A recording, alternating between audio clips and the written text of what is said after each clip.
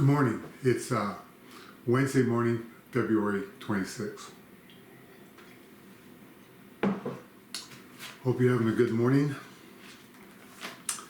This morning, I was reading Judges 7 through 10, and I wanted to share on chapter 8, verse 23.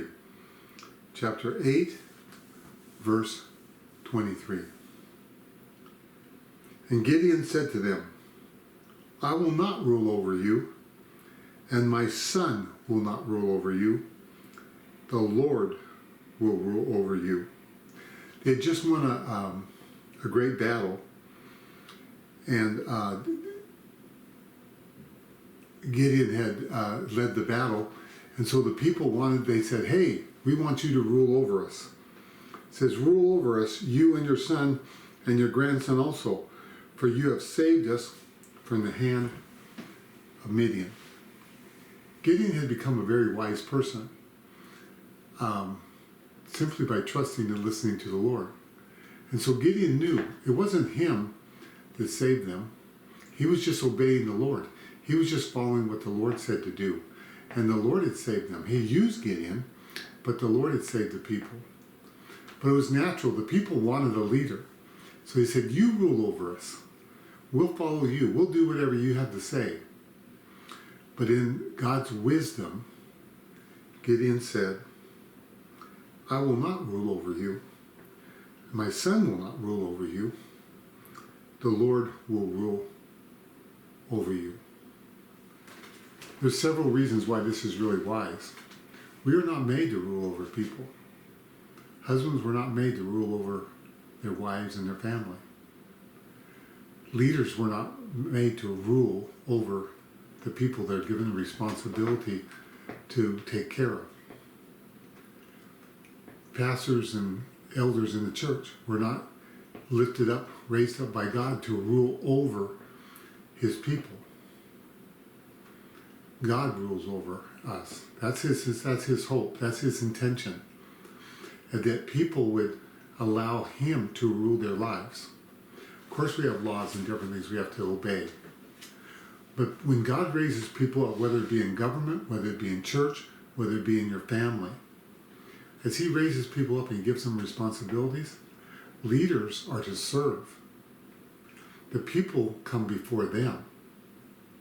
God gives you the responsibility to serve one another, to serve those people, not to rule. Peter in the New Testament said, for elders, we're not called to rule.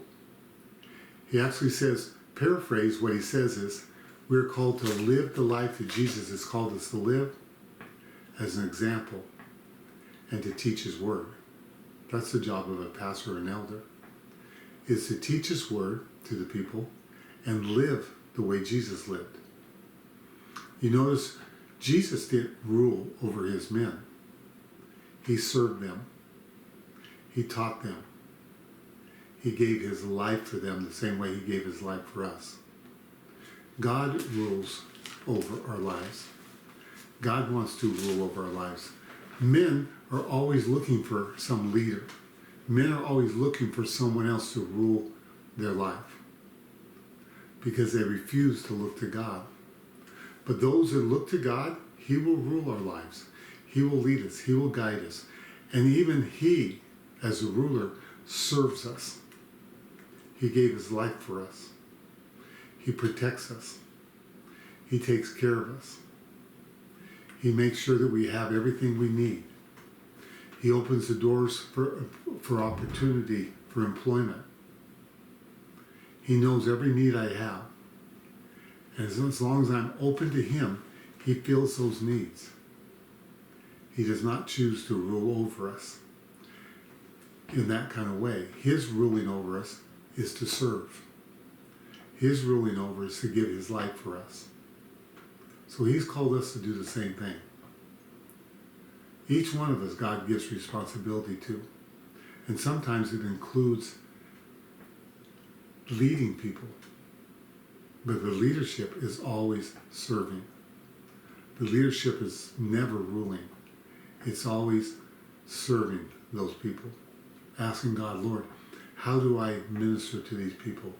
How do I minister to my family? How do I minister to my brothers and sisters? How do I minister to the people at work that you maybe have been given responsibility for?